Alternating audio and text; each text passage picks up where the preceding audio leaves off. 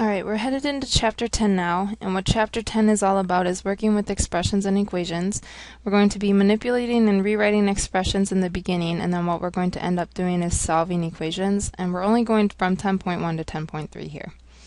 So the first thing that we're going to start out in 10.1 is manipulating and rewriting some sort of trigonometric expression into another equivalent form.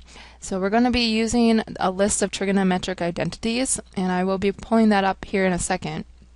But what an identity is an equation with a whole set of possible solutions. So if you look at something familiar to us, x squared is equal to x times x, think about it this way. There's not just one answer for that. You could plug in x equals 3, and this equation is going to hold true. You could plug in x equals 4, because 4 squared equals 4 times 4. So that goes on forever. Same thing with something like this. Sine of an angle is equal to 1 over cosecant of an angle. Think about it like this. There are multiple values that you could sub in for that theta, for that unknown angle. You could put in 45, because sine of 45 is equal to 1 over cosecant of 45 degrees. Check out and construct some triangles, and you're going to see that that's going to be the case. It's just the nature of these trigonometric functions that would allow us to do that. Okay. So those are identities versus what I have over here is 3x equals 6. That's just a basic equation. If you were to solve for this equation, you could get one value, one specific value, which is going to be x is equal to 2. So that's an equation. You have one solution versus an identity, which is an equation that's going to be several possible answers. There's no solving for this. It's just a simple statement that these are equal. Alright, and then objective number 2, we're going to be working through a lot of problems, and I'm just going to be honest with you. I assigned a lot of problems for this chapter 10.1, and I will in 10.2 as well.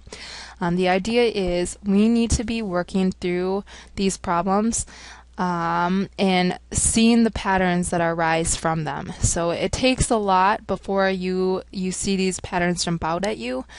So eventually what I hope you are going to see is in rewriting these expressions there's certain patterns, certain expressions that you're going to see and think automatically red flag, hey, I could rewrite it this way.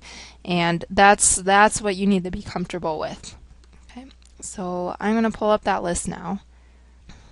Alright, here's that list. And this is on page 626. But my big suggestion to you is that you would actually write this on an index card, a 4x6 index card or something like that, because we're not only going to be referring to it in this section, and you're going to have to flip back to this page as you're doing these homework problems, but when we're in 10.2 and 10.3, you're again going to still be referring to these.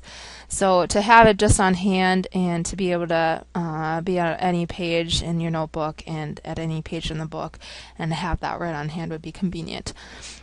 The other thing is you're actually going to be expected to memorize these for the test. So on the upcoming test, you won't have that note card, and you are going to have to just know all of these basic rewrites. So that you're going to have to know sine of u or sine of an angle is equal to 1 over an angle. Okay. I will be also making flashcards that we're going to be ongoing flashcarding it up in class. I'm just going to be holding up a flashcard that says cosecant of u is equal to what? Give me the reciprocal identity, Craig. And then, Craig, you're just going to have to blurt out what that is, 1 over sine of u. If I give sine squared of u plus cosine squared of u, what's that equal to? And Haley, you're going to have to tell me, oh, it's equal to 1. Okay, so we're going to be continuously studying through these and also seeing this so much and using them so much that hopefully memorizing them won't be an issue. I also have to bring up one other thing about this. I'm going to look at something like this, for example. Tangent of an angle is equal to sine of an angle over cosine of an angle. That makes sense to us because tangent is opposite over adjacent, and as our studying with the unit circle goes, what we realized is the opposite side of those right triangles that we constructed on the unit circle was the sine, and cosine was the x values or the adjacents. So this makes sense to us. I do want you to understand that tangent squared of an angle, this could also be rewritten as tangent of that angle whole quantity squared. It's just two different notations, and what your book will prefer is this one. It will be using this one more often, or actually it will just be using that notation. So I don't know really why we don't write it like this, other than maybe it's going to be confusing to the user if it had this notation that u was the only thing being squared. But this is the whole, you would be taking tangent of an angle, and then whatever that side-to-side ratio is, you would square it. So that's what this notation is meaning, that you would be taking tangent of an angle and squaring the whole thing. But that's how your book notates it. What I do want to indicate to you is if you have tangent squared of u, you could still rewrite it and use these quotient identities. So tangent squared of u could also be transferred to this identity, and you could rewrite this as sine squared of u over cosine squared of u. Think about it like this. Once again, tangent squared of u, just as a quick kind of proof, tangent squared of u is sine of u over cosine of u, correct? This would distribute to both things. We would have sine squared of u over cosine squared of u if we notated it as the book does. Okay, so just quick proof why that occurs. I mean, same with all of these up here. You could rewrite sine squared of u as 1 over cosecant squared of u, as with all of those. Okay, so just something to keep in mind. Alright, now other things that we need to be using in this section, besides those identities, we're also going to keep in mind some methods of manipulation, because once again we are rewriting these expressions. So we're going to be using these different manipulation methods to rewrite expressions. Number one is going to be using those identities that you have on your index card. I'm actually going to move this over. So sub and equal expressions found from your identities card. So I have this example right here. So this is our main thing. We're going to have some sort of expression, and we're going to want to rewrite it in any way we can.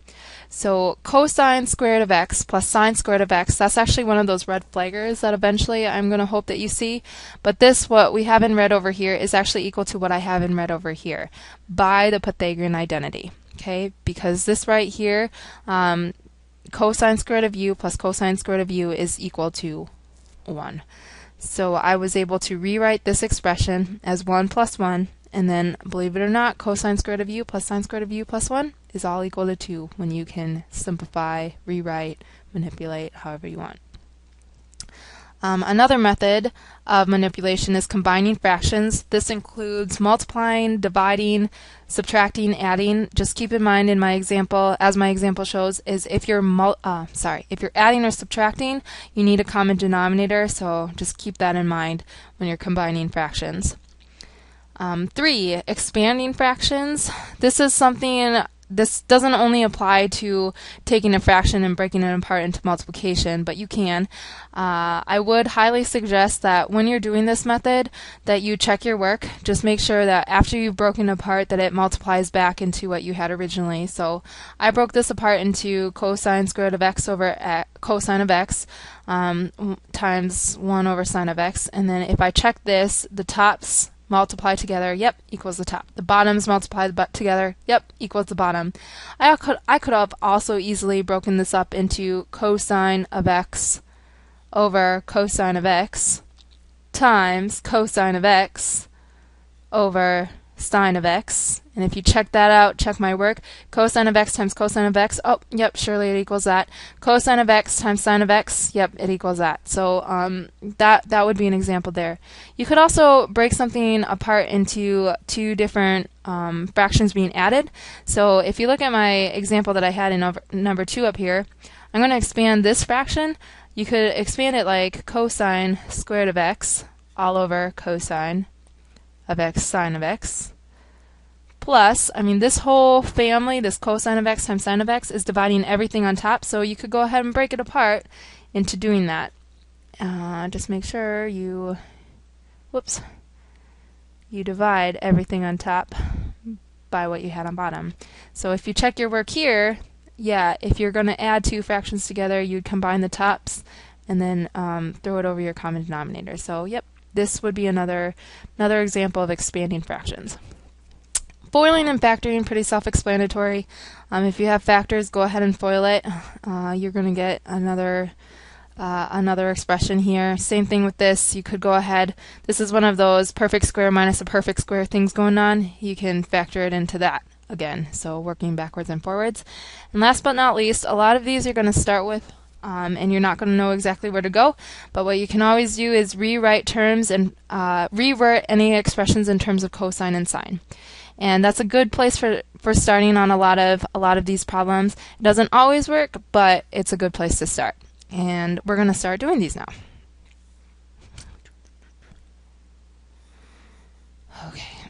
Okay. So I already did this video. Something went wrong, so sorry about that circling blue thing going on. But number 24. What I have as directions for your sets 15 through 26, you're given the instructions to match the trigonometric expression with one of the following. So it has this bank of expressions, and then they give you an expression. And what you're expected to do is rewrite this so that you can match it up with one of those in the bank. So I'm going to go ahead and start with this cotangent of x, secant of x. Alright, and like I said, a good place to start with this, you might not be too comfortable, but what we have are those, that one step, that manipulation number 5 that I had, that you can start out by rewriting these in terms of cosine and sine. So cotangent of x is going to be one of those red flaggers. I would use the quotient identity from your card, from your identities, and I would rewrite cotangent of x as cosine of x over sine of x. And this makes sense because remember, cotangent is the reciprocal of tangent. So it would make sense that tangent was sine over x, sine of x over cosine of x, and cotangent would therefore be the reciprocated version of that. Okay, and then I'm also going to rewrite the secant of x as 1 over cosine of x. So once again, I wasn't too sure where to start for that. I was, but that's because I've done this a lot. But this is a good place to start because okay, so the idea was you might not know that that's the best way to go. That might not have been the perfect route to take, but it actually worked out really well in this case. So it's just kind of trial and error for some of these. Once again, eventually, the more you do these, the more you're gonna see patterns pop out, and you're gonna be able to do them a lot quicker with less trial and less error. So in this case, this doesn't match up with any of those in the bank. So I'm going to condense these and combine these fractions, which does allow me to cross-reduce when I multiply these. Cosines, they will cancel out. What I get is 1 over sine of x. Once again, this still isn't matching up to anything what I have up there, but this is where you have some sort of aim. You can see, okay, is this heading anywhere to match one of those? And this one right here sticks out by the reciprocal identity up on your card with all that list of identities. 1 over sine of x is equal to cosecant of x. So I can go ahead and write it as that. Therefore, what I was looking for was A. Okay, I'm also going to do number 24.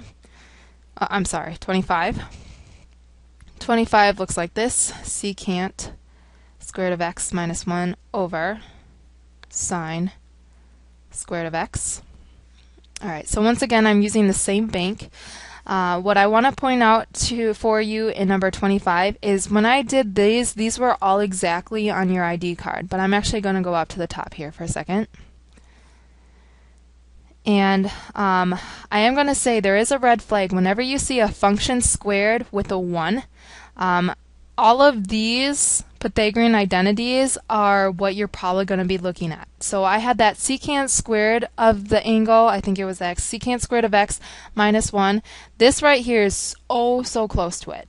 Okay, so I'm going to be using this and studying this to see, hey, can I write that secant squared of u minus 1 to match this in some way, or can I rewrite this to match that secant squared of u minus 1? And I definitely can by subtracting 1 to both sides. So I'm going to take this down there. Oops.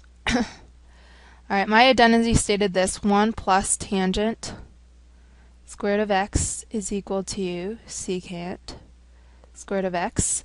And once again, I don't quite have just secant squared of x. I could, if you wanted to, you could just plug in this whole thing for the secant squared of x, and then you'd have 1 plus tangent squared of x minus 1. The ones would cancel each other out. Otherwise, you can try to match this up. I'm going to just subtract 1 from both sides, and then I get tangent squared of x equals secant squared of x minus 1. And this right here matches up to what I have in my problem.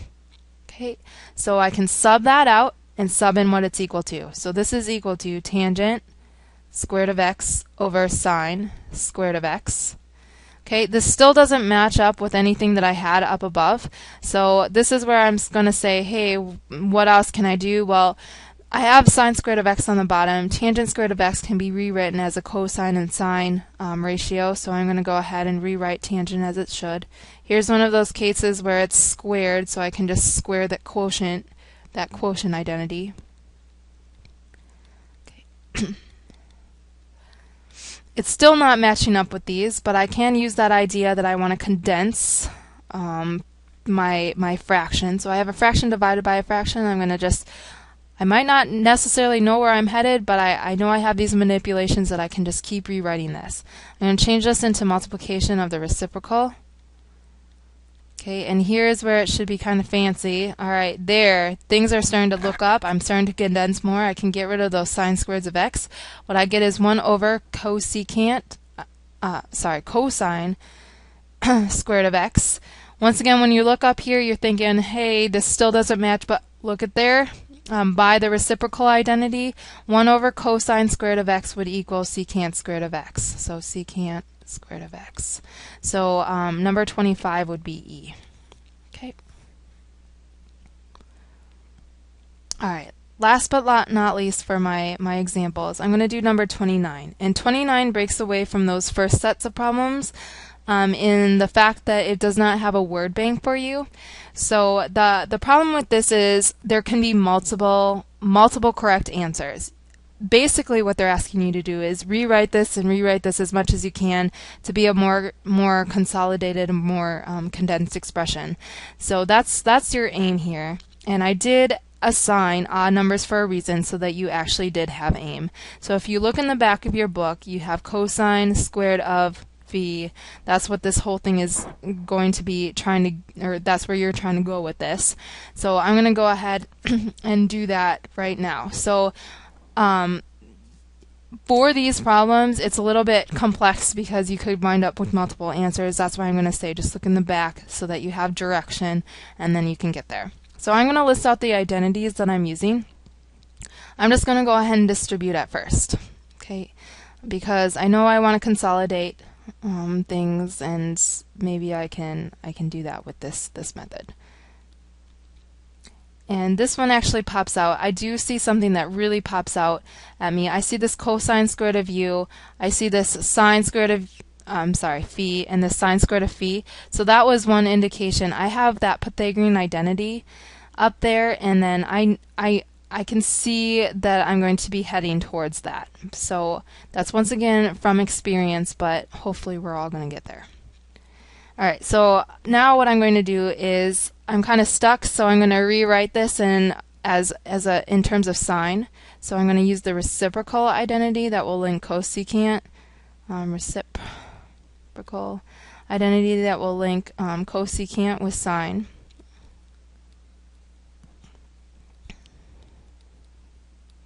So sine of phi minus sine squared of phi. Okay, so I'm just going to keep reworking this until I get that answer in the back. Now this one I'm just going to simplify because I can see that these signs will cancel each other out. What I'm just going to get is 1 minus sine squared of phi. And so this was what I was actually seeing. I could see that from the start, and this is important to me because we have that trigonometric identity that's called the Pythagorean identity, this one right here. And it's not exactly the same, but if you went ahead and subtracted sine squared of u from both sides, what we could say is cosecant squared of u is equal to 1 minus sine squared of u. And so right here, that's what I have. 1 minus sine squared of u is equal to cosecant squared of, phi. These are so arbitrary. The variable that they use it can be anything. But this was the Pythagorean identity right there. Alright, so that's it. We'll work on more of these in class.